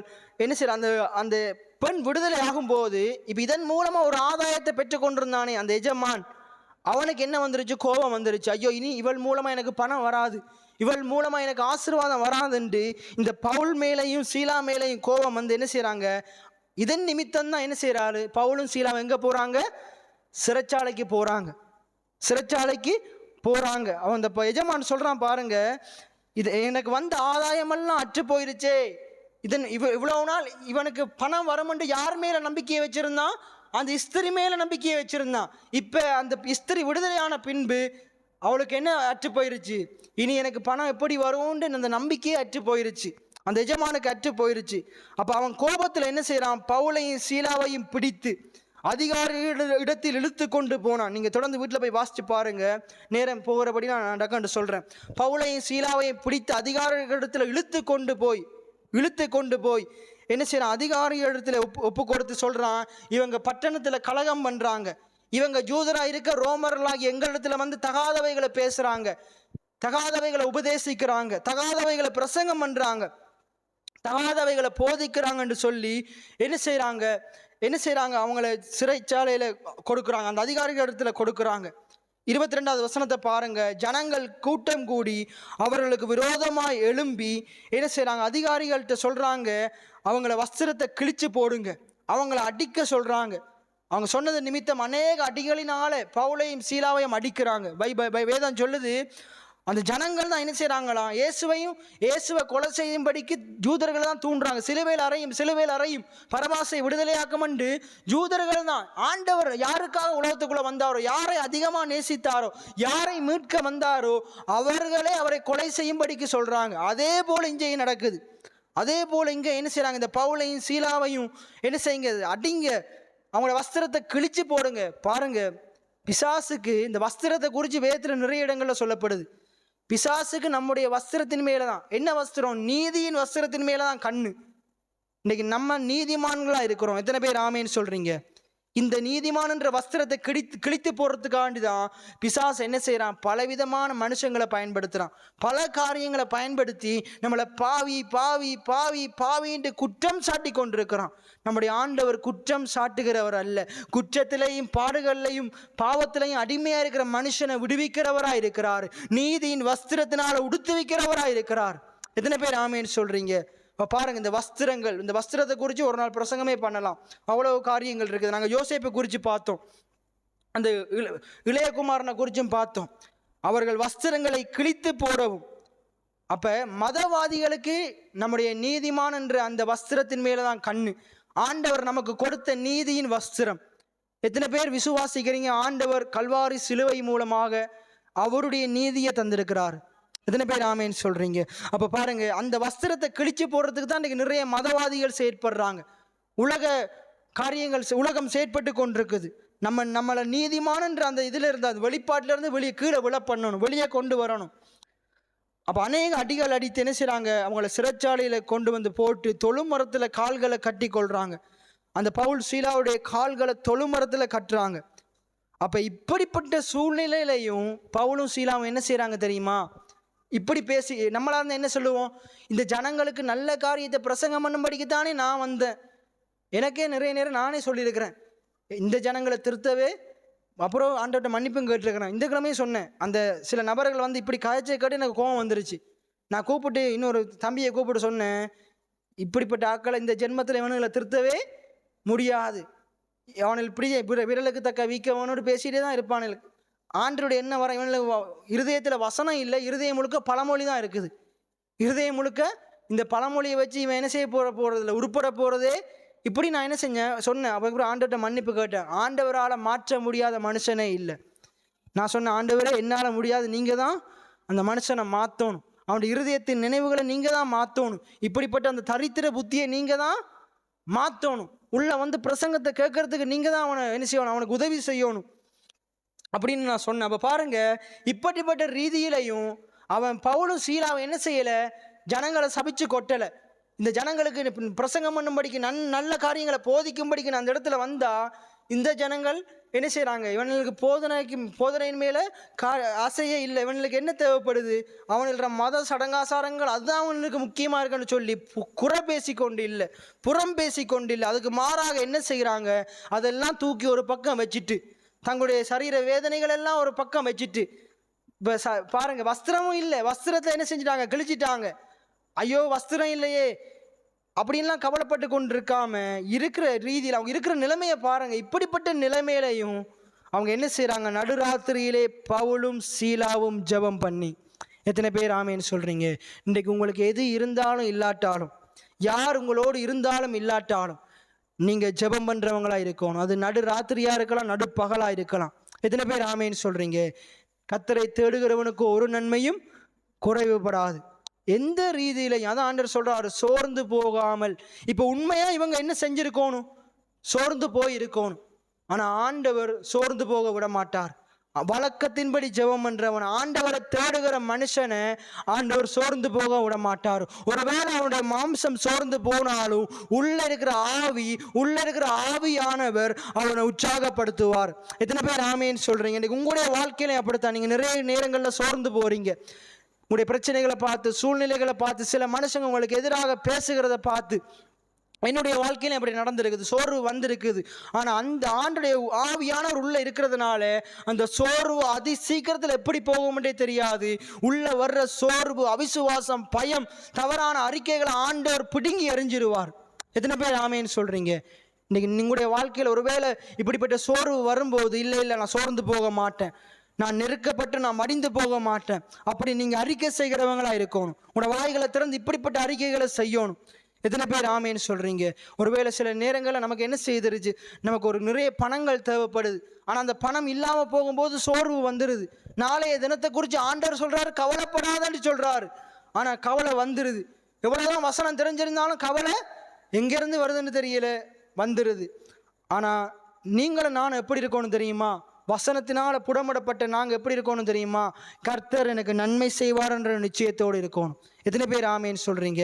என்னதான் உலகத்தில் தீமை வந்தாலும், பண நெருக்கடிகள் வந்தாலும், பல நெருக்கடிகள் வந்தாலும், எப்படிப்பட்ட நெருக்கடியாக இருந்தாலும் அந்த நெருக்கடியிலிருந்து என்னை தப்பு வைக்கிற கர்த்தர் ஒருவர் இருக்கிறார். சோதனையை தாங்கிட பலனை தருகிற கர்த்தர் ஒருவர் இருக்கிறார். அதிலிருந்து தப்பி என்னை கொண்டு வருகிற தெய்வம் ஒருவர் இருக்கிறார். எத்தனை பேர் ஆமேன்னு சொல்கிறீங்க? உடனே வார்த்தைகள் மாறிடணும். நிறைய நேரங்களில் சோர்வு வந்துடும், வார்த்தைகள் இப்படி தாறுமாறாக போயிடும். தாறுமாறாக போனாலும் திருப்பி விசுவாசத்தை பேச ஆரம்பிக்கணும். இன்றைக்கி நீங்கள் அதிகமாக சங்கீதத்தை படிக்கிற வழக்கம் உங்களுக்கு இருக்குமா இருந்தால், நீங்கள் சங்கீதத்தில் நீங்கள் வாசித்து பாருங்கள். வாசிக்கும் போது அது இப்படி இருக்கும். சில நேரங்களில் தாவீது என்ன செஞ்சிடுவான், தன்னுடைய பிரச்சனைகளினால என்ன செஞ்சிருவான், கவலைப்பட்டு பேசுவான். ஐயோ ஆண்டவரை இப்படி ஆயிடுச்சு, அப்படி ஆயிடுச்சு, என்னுடைய சத்துருக்கள் எனக்கு எதிராக வந்துட்டாங்களே, பேசாமல் செத்துறலாம் போல இருக்குது, என்னுடைய ஆத்மா மண்ணோடு ஒட்டி கொண்டிருக்குது, நான் பசியாக இருக்கிறேன், தாகமாக இருக்கிறேன், என்னுடைய எதிரிகள் பெருகிட்டாங்க. இப்படி கொஞ்ச நேரம் பார்த்தீங்கன்னா பிரச்சனையை குறித்து பெருசாக பேசி கொண்டிருப்பான். ஆனால் முடியும் போது நீங்கள் கடைசி வசனங்களை பார்த்தீங்களா இருந்தா, ஆனாலும் தேவன் என்னை தப்புவிப்பார். எத்தனை பேர் ஆமேன்னு சொல்கிறீங்க? அவருடைய வலதுகரம் எனக்கு பராக்கிரமம் செய்யும். கொஞ்ச நேரத்திலே பேச்சு மாறிடும். அதெல்லாம் சொல்கிறேன், விசுவாசித்தேன் ஆகையால் பேசினேன். அதுக்கு மேலே பார்த்தீங்கன்னா அவிசுவாசத்தை பேசி கொண்டிருப்பான். டக்குண்டு வசனம் வந்துருச்சு. இப்போ என்ன செய்யறான், அவிசுவாசத்தை பேசினது ஆண்டவரே நான் இப்படி பேசியிருக்கேன். யோபும் அப்படித்தான் 42 அதிகாரம் வரைக்கும் அவிசுவாசத்தை பேசுறான். அதுக்கப்புறம் அவனுக்கு உள்ள ஆண்டவர் பேசுறாரு. என்ன செய்யற பேசின பிறகு, ஐயோ நான் இந்த வாயை பொத்துறேன், இனி நான் பேச போறது இல்லை, நீங்க பேசுங்கன்னு சொல்லும்போது ஆண்டவர் பேச ஆரம்பிக்கிறார். அதுக்கப்புறம் அவன் என்னத்தை செய்யறான், அவனுடைய பிரச்சனைகளை நினைச்சு அழாம தன்னுடைய சகோதரருக்காக வேண்டுதல் செய்யறான். கர்த்தர் அந்த யோபுவினுடைய சிறையிருப்பை மாத்துறார். எத்தனை பேர் ஆமேன்னு சொல்றீங்க? உங்களுடைய பிரச்சனைகளை சொல்லி சொல்லி நீங்க புலம்பிக் கொண்டிருக்கிற வரைக்கும் சூழ்நிலை மாறாது. உங்களுக்கு பிரச்சனை இருக்கும் போது நீங்க மற்றவனுக்காக ஜெபம் பண்ணும் போது கர்த்தர் உங்கள் சிறையிருப்ப மாட்டுவார். நான் மறுபடியும் சொல்றேன், நீங்க பிரச்சனையில் இருந்தாலும் நீங்க மற்றவனுடைய நன்மைக்காக ஜெபிக்கும் போது கர்த்தர் உங்களுக்கும் நன்மையை செய்வார். எத்தனை பேர் ஆமேன்னு சொல்றீங்க? நீங்க மற்றவனுடைய வாழ்க்கையில் இருக்கிற அடைக்கப்பட்ட வாசல்களை நீங்க கட்டவிழ்க்கும் போது, திறக்கும் போது கர்த்தர் உங்களுடைய வாழ்க்கையில் இருக்கிற அடைக்கப்பட்ட வாசல்களை கட்டவிழ்ப்பார். பவுலும் சீலாவும் அப்படித்தான். அவங்களே ஒரு பிரச்சனைக்குள்ள இருக்கிறாங்க. பவுலும் சீலாவும் எங்க இருக்கிறாங்க? அவங்க ஒரு பிரச்சனைக்குள்ள இருக்கிறாங்க. அவங்க ஒரு சிறைக்குள்ள இருக்கிறாங்க. சிறைக்குள்ள இருந்து கொண்டு முடிந்தது எல்லாம் முடிந்ததுன்னு பாட்டு படிக்கல.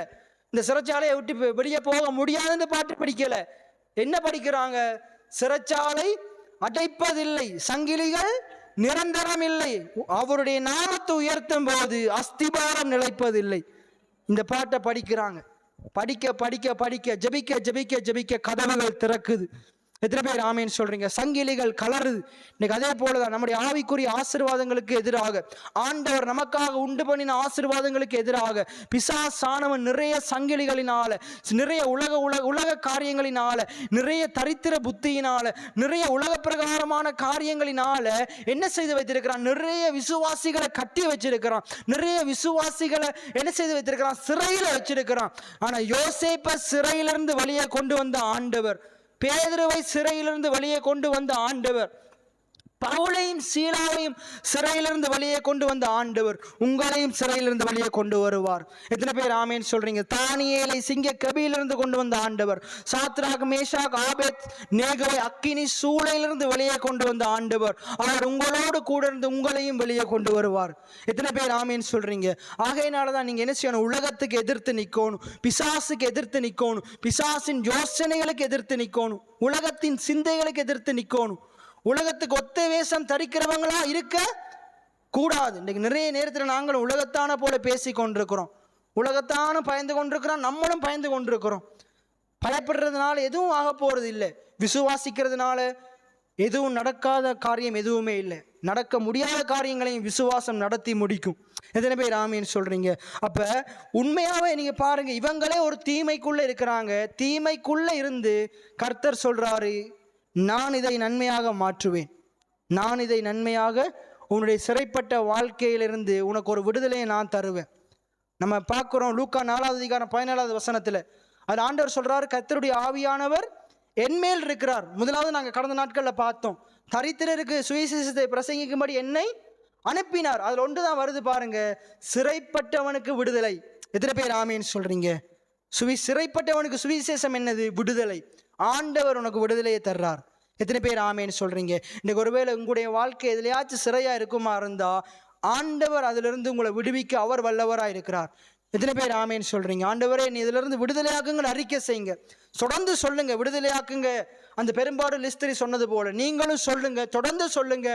நீங்க தேடுகிற அந்த விடுதலை ஆண்டவர் உங்களுக்கு தருவார். அப்ப இந்த இடத்துல பாருங்க எவ்வளவு அழகா அந்த வசனம் சொல்லுது. 16வது அதிகாரம் 25வது வசனம், நடு ராத்திரியிலே பவுலும் சீலாவும் ஜெபம் பண்ணி தேவனை துதித்து பாடினார்கள். காவலிலே அடைக்கப்பட்டிருந்தவர்கள் அதை கேட்டுக்கொண்டிருந்தார்கள், அதை கேட்டுக்கொண்டிருந்தார்கள். இன்னைக்கு நான் உங்களுக்கு சொல்றேன், ஒருவேளை உங்களுடைய வாழ்க்கையில, இன்னைக்கு உங்களுடைய வாழ்க்கையில பெரிய சிறை என்னண்டா, எனக்கு தெரியும் நம்முடைய வாழ்க்கையில, இந்த உதயபுரத்தில் இருக்கிற நம்முடைய வாழ்க்கையில மிகப்பெரிய சிறை என்னண்டா, இன்னைக்கு நான் அதிகமாக கவலைப்பட்ட காரியம், இந்த நாட்கள்ல என்னால் நம்முடைய ஜனங்களுக்கு உதவி செய்யலாம போயிருச்சு, நம்முடைய சபையினால உதவி செய்யலாம போயிருச்சு. நான் அதை நினைச்சுதான் நான் கவலைப்படுறேன். மற்ற ரீதியில நான் உதவி செஞ்சேன், ஆனா எனக்கு கவலை, நம்முடைய சபையினால இன்னைக்கு நிறைய பேருக்கு சாப்பாடு கொடுத்துருக்கணும், இன்னைக்கு நம்முடைய சபையினால நிறைய பேருக்கு நம்ம பொருளை வாங்கி கொடுத்துருக்கணும். எத்தனை பேர் ஆமேன்னு சொல்றீங்க? நான் கவலைப்படுறேன், நம்மளால கொடுக்க முடியாம போயிருச்சு. ஆனா எனக்கு தெரியும் ஆண்டவர் கொடுக்க வைப்பார்.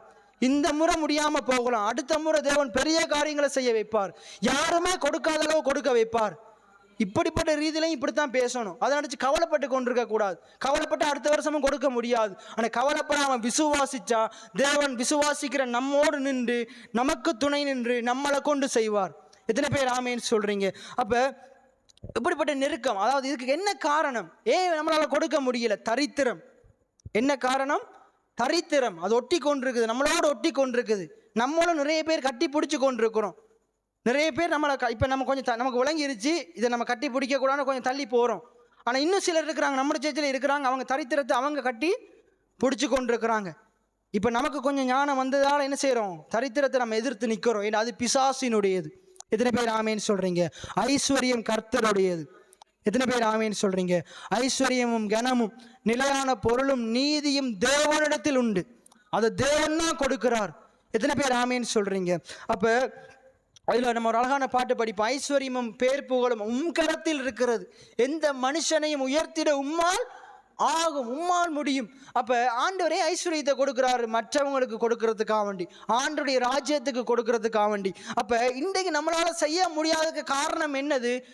இந்த தரித்திரனும் சிறையினால நம்முடைய வாழ்க்கை அடைக்கப்பட்டிருக்குது. இந்த உதயபுரத்தில் இருக்கிற இந்த விசுவாசியுடைய வாழ்க்கையில பிசாசானவன் அவர்களை தரித்திரம் எனும் சிறைக்குள்ள அடக்கி வச்சிருக்கிறான். இன்னைக்கு நான் சொல்றேன், என்னுடைய வாழ்க்கை ஒரு நாள் அப்படித்தான் இருந்துச்சு. நான் நம்புறேன் உங்களோட வாழ்க்கை ஒரு நாள் அப்படித்தான் இருந்துச்சு. தரித்திர மனநிலை. நான் அடிக்கடி பேசுவேன். இன்றைக்கு தரித்திரத்துக்கு காரணம் என்னடா? தரித்திர மனநிலை. நான் விசுவாசிக்கிறேன் இன்றைக்கு நீங்களும் நானும் அதுல இருந்து வெளியே வந்துட்டோம். எத்தனை பேர் ஆமேன்னு சொல்றீங்க? எப்படி ஆண்டவர் நம்மளை தரித்திர மனநிலையிலிருந்து வெளியே கொண்டு வந்தாரோ, தரித்திர மனநிலையிலிருந்து வெளியே கொண்டு வந்தாரோ, அதே போல தரித்திரத்திலிருந்து வெளியே கொண்டு வருவார். எத்தனை பேர் ஆமேன்னு சொல்றீங்க? வெளியே கொண்டு வந்து நம்மளை ஐஸ்வர்யவான்களா மாற்றுவார். அநேகரை ஆசீர்வதிக்கும்படிக்கு, அநேகருக்கு ஆசீர்வாதமா வாழும்படிக்கு தேவன் நம்மளோட வாழ்க்கையை மாற்றுவார். எத்தனை பேர் ஆமேன்னு சொல்றீங்க? அப்ப இன்றைக்கு நம்முடைய வாழ்க்கையில மிகப்பெரிய சிறை என்னது? மிகப்பெரிய சங்கிலி என்னது? இந்த தரித்திரம் தான்.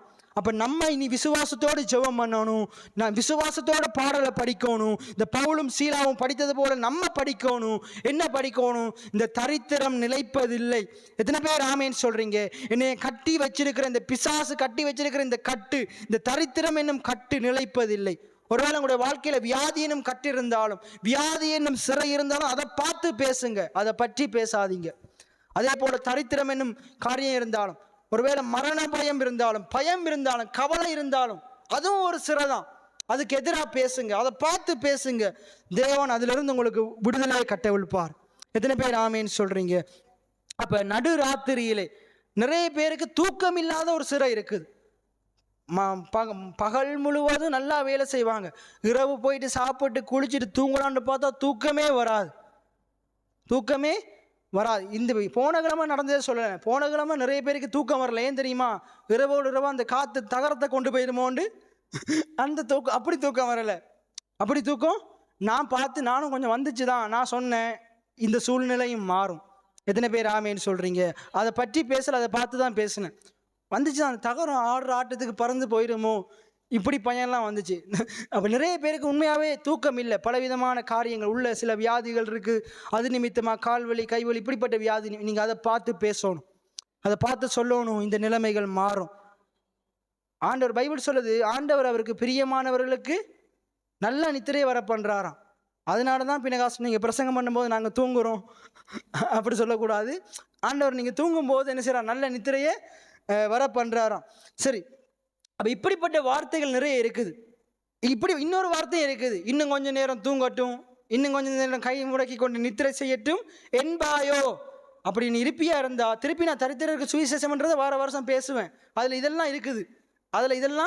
அப்போதான் நிறைய பேருக்கு இருக்குது காரியங்கள். அப்போ அதில் ஆண்டவர் சொல்றாரு, உன் தரித்திரம் வழிப்போக்கனை போலவும் ஆயுதம் அணிந்தவனை போலவும் வருமா. எப்படி வருமா? வழிப்போக்கனை போல பார்த்து அங்கால போகிற மாதிரி தான் வரும். கடைசியாக நம்மளோட வீட்டுக்குள்ளே வந்து நிற்கும். என்னது? தரித்திரம். அதுக்கு ஆயுதம் அணிந்தவனை போல. அது எங்கேயோ யாரோடைய சண்டை போடுற மாதிரி போயிட்டு கடைசியாக நம்மளுடைய மண்டையிலே வந்து குத்தும். எப்படி இது வருமா? தரித்திரம். அப்போ இப்படி வர்றவங்களெல்லாம் வர வச்சு வீட்டுக்குள்ளே வச்சு சாப்பாடு போடக்கூடாது, விரட்டி விட்டுறணும். எத்தனை பேர் ஆமேன்னு சொல்றீங்க? பைபிள் சொல்லுது, தரித்திரனை கூப்பிட்டு நடு வீட்டில் வச்சிருக்காது. என்ன செய்? அதை விரட்டி விடு. தரித்திர மணலையே விரட்டி விடு. இன்னைக்கு நான் இதை சொல்றது என்னன்னா, தரித்திர மணலையே கூப்பிட்டு இருதயத்துக்குள்ள வச்சு கொள்றாங்க. மற்றவனுடைய தரித்திர பேச்சு, அந்த கேங்கே கூடிச்சேன்னா தரித்திர பேச்சு தான் பேச்சும். நல்ல பேச்சு வரவே. ஆனால் நம்ம கூடும்போது இப்படிப்பட்ட உயர்தரமான பேச்சு தான் வரணும். எத்தனை பேர் ஆமேன்னு சொல்றீங்க? இப்பயும் பாருங்க, நாங்கள் அதெல்லாம் கூடணும்னா எப்படி பேசுவோம்? இப்போ எத்தனை மாடியில் வீடு கட்டுவோம், என்ன கார் வாங்குவோம், எத்தனை மாடியில் சேர்ச்சு கட்டுவோம். எத்தனை பேர் ஆமேன்னு சொல்றீங்க? எப்படி நல்ல மைக் வாங்குவோம், எப்படி நல்லா உடுத்துவோம். போன ஒரு கிழமை அவர் வந்து எனக்கு திருப்பி டென்ஷன் ஆயிடுச்சு. 5000 ரூபாய்க்கு 5 உடுப்புண்டே நிற்கிறார். அவர் இன்னும் மாறவே இல்லை. நம்ம எங்கே பேசிகிட்டு இருக்கிறோம், அவர் எங்கே பேசிகிட்டு இருக்கிறார். அவன் விசுவாசித்து கோட்டு வாங்கி போட வேண்டிய ஜெபம் பண்ணது அவருக்கு பிடிக்கல. அந்த பொடியை விசுவாசிச்சு ஆண்டவனுக்கு இந்த வருஷம் கோட் போடுறதுக்கு அந்த ஜெபமே அவருக்கு பிடிக்கல. அப்ப இந்த மனநிலையோடு இருக்க வரைக்கும் விரலுக்கு தக்க வீக்கத்தோடு தான் இருக்க போறாரு. வாழ்க்கை மாற போறதே இல்லை. பைபிள் எங்க போட்டிருக்குது விரலுக்கு தக்க வீக்கம்? ஆபிரகாம் உனக்கு ஈசாக்கு மட்டும்தான் தருவேன், சந்ததியெல்லாம் தரமாட்டேன் அப்படியா சொன்னாரு? நம்ம கேட்கறத காட்டிலும் அதிகமா கொடுக்கிற தெய்வமா இருக்கிறார். எத்தனை பேர் ஆமேன்னு சொல்றீங்க? அப்ப இன்னைக்கு பவுலுடைய வாழ்க்கையில ஒரு சிறை இருந்துச்சு. இன்னைக்கு நம்ம போயிட்டு ஜெயிலுக்குள்ள இல்லை. அப்போ நான் நீங்கள் இப்போ சொல்லக்கூடாது நானும் போயிட்டு அங்கேருந்து ஜெபம் பண்ணுறேன் மினாஸ். அப்போ அதை பற்றி சொல்லலை. இந்த பகுதியில் நாங்கள் என்னத்தை கற்றுக்கொள்ளணும்? இன்றைக்கி நம்மளும் நிறைய சிறைக்குள்ளே இருக்கிறோம். அதிலிருந்து ஆண்டு வழியை கொண்டு வருவார். எத்தனை பேர் ஆமேன்னு சொல்கிறீங்க? இன்றைக்கி உங்களை அறியாமலே நீங்கள் தேடி பாருங்கள், நான் என்ன சிறைக்குள்ளே இருக்கிறேன், என்னென்ன கட்டுக்கள், என்னென்ன சங்கிலிகளை என்னை கட்டி வச்சிருக்குது, என்னென்ன கட்டுக்களை என்னை கட்டி வச்சிருக்குது. என்னென்ன கட்டுக்கள் கட்டி வச்சிருந்தாலும், எப்படிப்பட்ட பெரிய பெரிய சிறைக்குள்ளே இருந்தாலும் அதிலிருந்து விடுவிக்க தேவன் வல்லவராக இருக்கிறார். தேவனால முடியும். எத்தனை பேர் ஆமேன்னு சொல்றீங்க? அப்ப உங்களுடைய வாழ்க்கையில் இருக்கிற தரித்திரம் ஒளிந்து போகும். எத்தனை பேர் ஆமேன்னு சொல்றீங்க? அந்த தரித்திர கட்டுக்களை ஆண்டவர் கட்டவிழ்ப்பார். அப்ப நீங்க உங்களோட வாழ்க்கையில இப்ப நான் 3 காரியம் பேசினேன். உங்களோட வாழ்க்கையில நீங்க இந்த கட்டுக்கள் எல்லாம் அவ்வளவுமா இருந்தா நீங்க ஜெபம் பண்றதை வழக்கமாக்கி கொள்ளணும். எத்தனை பேர் ஆமேன்னு சொல்றீங்க? மற்றது உட்காரணும், ஆண்டுடைய சமூகத்துல உட்காரணும், வார்த்தையை கேட்கணும், அமர்ந்திருந்து தேவன் எப்படிப்பட்டவர்ன்றதை கற்றுக்கொள்ளணும், கற்றுக்கொண்டது கற்றுக் கொடுக்கணும். கற்றுக்கொண்டு வாயை மூடிட்டு இருக்க கூடாது. நீங்க போய் மற்றவங்களுக்கு சொல்லணும், கற்றுக் கொடுக்கணும். தேவன் இப்போ எப்படிப்பட்டவர், அவரை விசுவாசிக்கும் போது தேவன் எப்படிப்பட்ட காரியங்களை செய்வார்ன்றதை சொல்லி கொடுக்கணும். உபகமம் 6 ஆண்டவர் சொல்றாரு, பெற்றோர் என்ன செய்யணுமா, போதனைகள் ஊழியக்காரத்திலிருந்து கேட்டுட்டு வீட்டில் போய் என்ன செய்யணுமா, பிள்ளை படுத்திருக்கும் போதும் உட்கார்ந்துருக்கும் போதும் எழுந்திருக்கும் போதும் நடக்கும் போதும் என்ன செய்யணுமா, இவைகளை குறித்து பேசணுமா. எத்தனை பேர் ஆமேன்னு சொல்றீங்க? கர்த்தர் உங்களுக்கு செய்யறதை குறித்து பேசணும். கர்த்த காலத்தில் கர்த்தர் உங்களுக்கு எவ்வளவு நன்மை செய்தார்னு பிள்ளைக்கு சொல்லி கொடுக்கணும். எத்தனை பேர் ஆமேன்னு சொல்றீங்க? ஒருவேளை இந்த கேட்கிற போதனைகள் பிள்ளைகளுக்கு விளங்காம இருக்கலாம், நீங்க போய் பிள்ளைகளுக்கு எடுத்து சொல்லணும். எத்தனை பேர் ஆமேன்னு சொல்றீங்க? நான் சந்தோஷப்படுறேன். இன்னைக்கு நம்மளோட பொடியங்களும் அவங்கள பெற்றோருக்கு கற்றுக் கொடுக்குற அளவுக்கு அவங்கள கடவுள் மாற்றி இருக்கிறார். எத்தனை பேர் ஆமேன்னு சொல்றீங்க?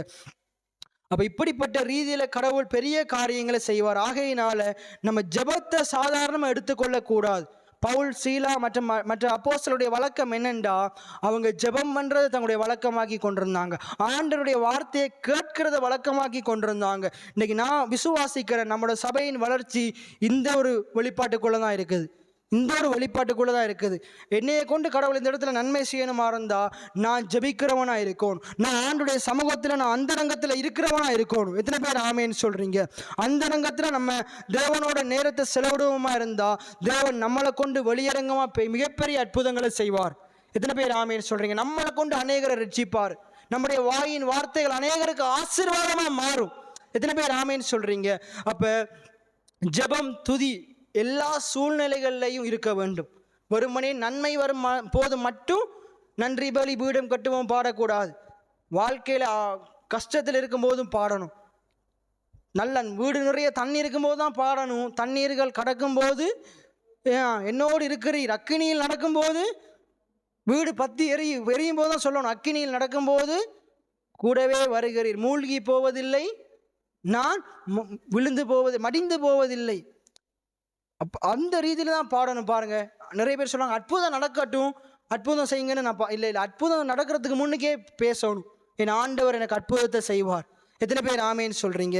அப்ப பாருங்க, நாம் ஜெபிப்பதை துதிப்பதை நம்முடைய வழக்கமாக்கி கொள்ளணும். எல்லாம் சொல்லுங்க, நான் ஜெபிக்கிறதையும் துதிக்கிறதையும் என்னுடைய வழக்கமாக்கி கொள்ள வேண்டும். எத்தனை பேர் ஆமேன்னு சொல்றீங்க? சூழ்நிலையெல்லாம் எதிர்மறையா இருக்கும் போதும் நாங்க ஜெபிக்கிறவங்களா இருக்கணும். சூழ்நிலையெல்லாம் எதிர்மறையா இருக்கும் போதும் நாங்க துதிக்கிறவங்களா இருக்கணும். எத்தனை பேர் ஆமேன்னு சொல்றீங்க? மலை போன்ற பிரச்சனை முன்னுக்கு இருக்கும்போது மலை போன்ற பிரச்சனை இருக்குன்னு பேசக்கூடாது. மலை போன்ற பிரச்சனையும் பணியாக மாறும் என்று பேசணும். எத்தனை பேர் ஆமேன்னு சொல்றீங்க? அப்ப பவுல், சீலா நல்ல நிலையில் இருந்து கொண்டு ஜெபம் பண்ணல. அவங்க ஒட்டு துணி இல்லாம இருந்து கொண்டுதான் ஜெபம் பண்றாங்க. மிக கஷ்டமான நிலைமையில இருந்து கொண்டுதான் ஜெபம் பண்றாங்க.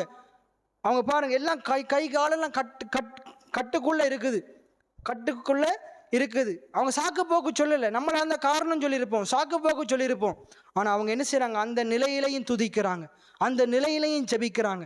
இன்னைக்கு அதான் எனக்கு இன்னொரு காரியம் பிடிக்காது, சாக்கு போக்கு சொல்றது.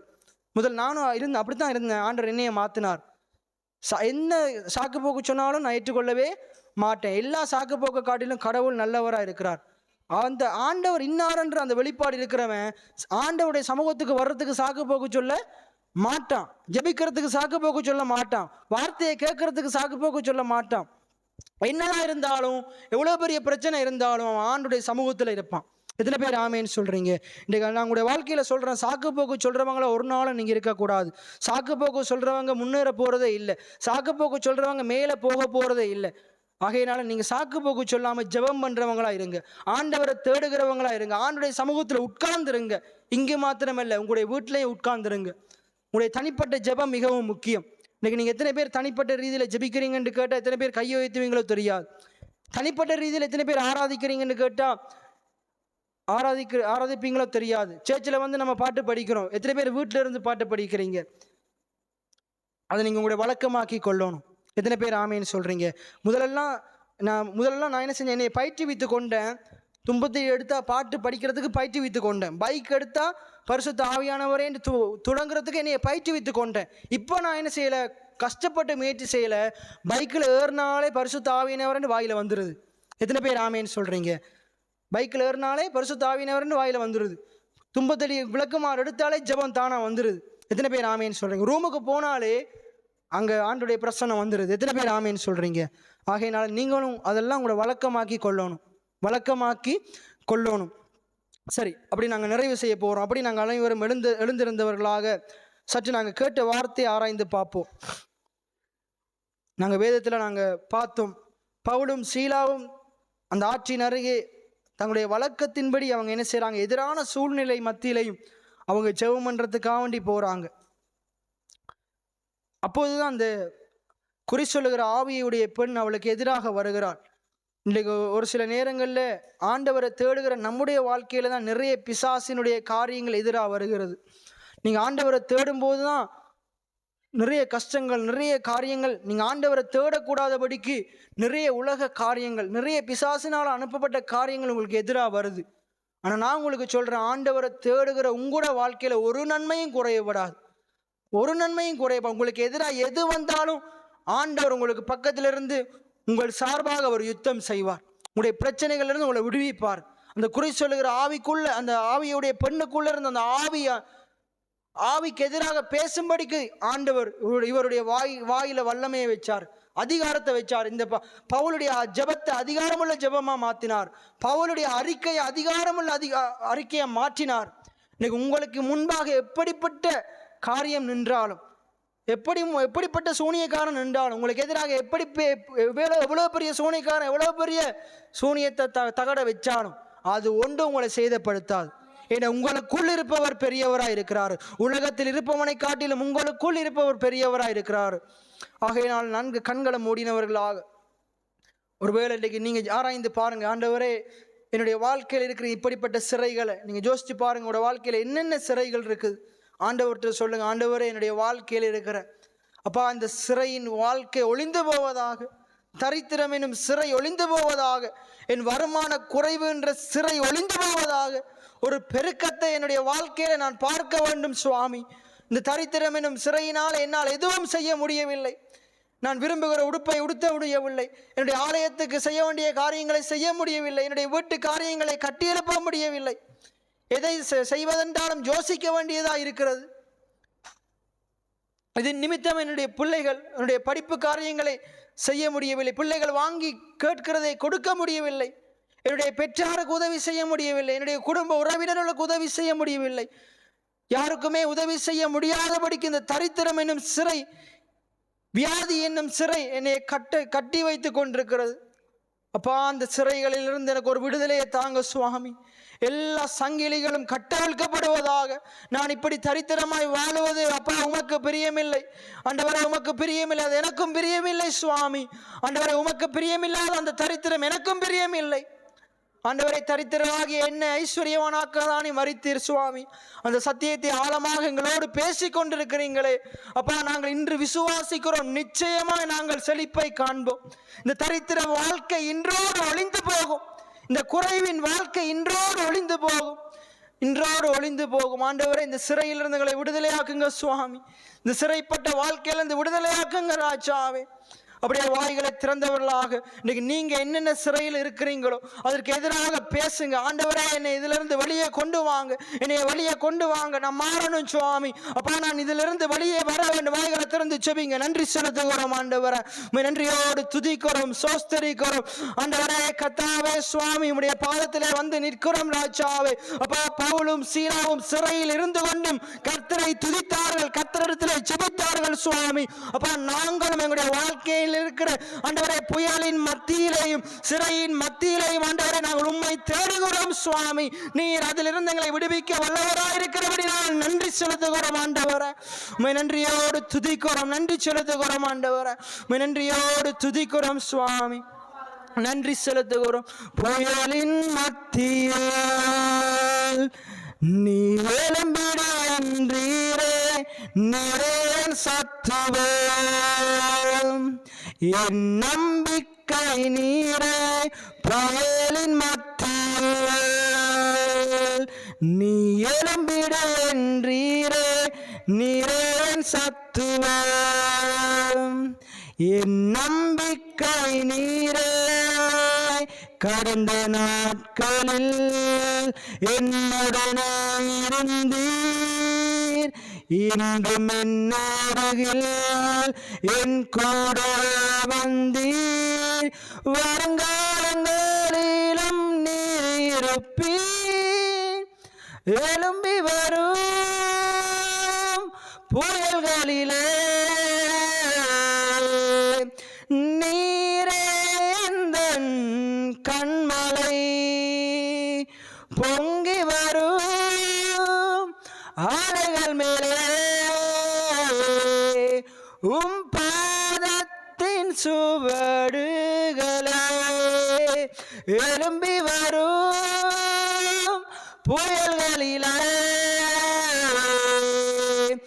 நீரே எந்தன் கண்மலை, பொங்கி வரும் அலைகள் மேலே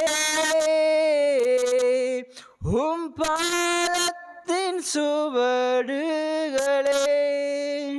அன்பான ஆண்டவரே, ஆசீர்வாதமான அப்பா, அந்த மாதத்தின் இந்த வருடத்தின் இறுதி மாதத்திலும் இந்த முதல் கிழமையிலே ஆண்டவரே சுவாமி இந்த வேத படிப்பிலே கலந்து கொள்ள ஆண்டவரே எங்கள் ஒவ்வொருவருக்கும் நீர் பாராட்டி நம்முடைய கிருபைகளுக்காய் நன்றி செலுத்துகிறோம். ஆண்டவரே சுவாமி, அருமையான பிள்ளைகளை நான் ஆசீர்வதிக்கிறேன். எத்தனை வேலைகள் இருந்த போதிலும் அப்பா உமக்காக தங்களுடைய நேரத்தை ஒதுக்கி இந்த வருடம் முழுவதிலுமாய் இந்த வேத படிப்பிலே தவறாமல் கலந்து கொண்டு வருகிறார்கள் சுவாமி. அப்பா, அந்த பிள்ளைகளை அதிகமாய் நீங்கள் ஆசீர்வதிங்கப்பா. பவுல் சீலாவை கொண்டு ஆண்டவரை சிறைப்பட்டவருடைய வாழ்க்கையை மாற்றின ஆண்டவர். அப்பா, நாங்கள் சிறைப்பட்டிருந்தாலும் எங்களை கொண்டு எங்கள் சிறையிருப்பையும் மாற்றி ஆண்டவர் எங்கள் மூலமாய் அநேகரின் சிறையிருப்பையும் நீர் மாற்றுகிறவராய் இருக்கிறபடினால் நன்றி செலுத்துகிறோம் ஆண்டவரை. விசேஷமாக இந்த தரித்திரம் எனும் சிறையில் இருக்கிற நாங்கள் இன்று அறிக்கை செய்கிறோம், எங்கள் வாழ்க்கையில் இருக்கிற தரித்திரம் எனும் சிறையும் ஒளிந்து போகும், எங்கள் கிராமத்தில் இருக்கிற தரித்திரம் எங்கள் மூலமாய் ஒளிந்து போகும் என்று அறிக்கை செய்கிறோம் ஆண்டவரே. அப்ப அதே போல வியாதி, வறுமை, வேதனைகள் இப்படிப்பட்ட எப்பேற்பட்ட சிறையில் நாங்கள் இருந்தாலும் அதிலிருந்து நீர் எங்களை தப்புவிப்பீர் என்று நாங்கள் நிச்சயித்திருக்கிறோம் ஆண்டவரே. அப்பா, இது எல்லாவற்றிலையும் நாங்கள் முற்றிலும் ஜெயம் கொள்வோம் என்று அறிக்கை செய்கிறோம். நீர் எங்களுக்கு ஜெயத்தை கொடுக்கிற நல்ல தெய்வமா இருக்கிறபடி நான் நன்றி செலுத்துகிறோம் ஆண்டவரே. அருமையான பிள்ளைகளை நான் ஆசீர்வதிக்கிறேன். எப்பா, இனி வரப்போகிற ஒவ்வொரு நாட்களும் இந்த பிள்ளைகளுக்கு ஆசீர்வாதமாக இருப்பதாக, கையிட்டு செய்கிற தொழில் வளங்கள் ஆசீர்வாதமாக இருப்பதாக, கையிலே வருகிற பணங்கள் பெருகுவதாக, பொருட்கள் பெருகுவதாக, மாப்பு செய்கிற தொட்டி ஆசீர்வதிக்கப்பட்டிருப்பதாக, இந்த பிள்ளைகளுடைய சிறைப்பட்ட வாழ்க்கை மாறட்டுமாய் செபிக்கிறேன் ஆண்டவரே. என்னுடைய ஊழியத்தில் இருக்கிற சிறைகள் உடைந்து போகட்டும் சுவாமி. என்னுடைய ஊழிய ஆசீர்வாதத்தை கட்டி வச்சிருக்கிற எல்லா கட்டுக்களும் கலன்று போகட்டும் சுவாமி. அப்பா, தொடர்ந்துமா எங்களுடைய சபையும் எங்களுடைய ஊழியங்களும் எங்களுடைய விசுவாச பிள்ளைகளும் நாங்கள் எல்லாம் ஒருமனப்பட்டு உங்களுடைய ராஜ்யத்தை கட்டி எழுப்ப என் ஆண்டவர் எங்களுக்கு துணை நின்று எங்களை நடத்துவீராக, எங்களை தாங்குவீராக, எங்களை தப்புவிப்பீராக, எங்களை ஏந்துவீராக, எங்களை சுமப்பீராக சுவாமி. இம்மட்டும் எங்களை பாதுகாத்தபடி நான் நன்றி செலுத்துகிறோம். நீர் கொடுத்த அருமையான வார்த்தைகளுக்காக நன்றி செலுத்துகிறோம். தொடர்ந்துமா எங்களோடு பேசுங்க சுவாமி. அப்பா, நாங்கள் எங்களை தாழ்த்துகிறோம் சுவாமி. உண்மை உயர்த்துகிறோம். உம்முடைய நாமம் மாத்திரமே மகிமைப்படுவதாக. உம்முடைய ராஜ்யம் வருவதாக, உம்முடைய சித்தம் பரலோகத்திலே செய்யப்படுவது போல அப்பா இந்த பூமியில, இந்த உதயபுரத்தில் எங்கள் சபையிலே செய்யப்படுவதாக, எங்கள் வாழ்க்கையிலே செய்யப்படுவதாக, எங்கள் குடும்பத்திலே செய்யப்படுவதாக ஆண்டவரே. இயேசுவின் நாமத்தினாலே ஜெபிக்கிறேன் நல்ல பிதாவே. என் ஆத்துமாவே கர்த்தரை சோஸ்தரி, என் முழு உள்ளமே கர்த்தருடைய பரிசுத்த நாமத்தை சோஸ்தரி. என் ஆத்துமாவே கர்த்தரை சோஸ்தரி, அவர் செய்த சகல உபகாரங்களையும் மறவாதே. ஆமீன். கர்த்தர் உங்களை ஆசீர்வதிப்பாராக.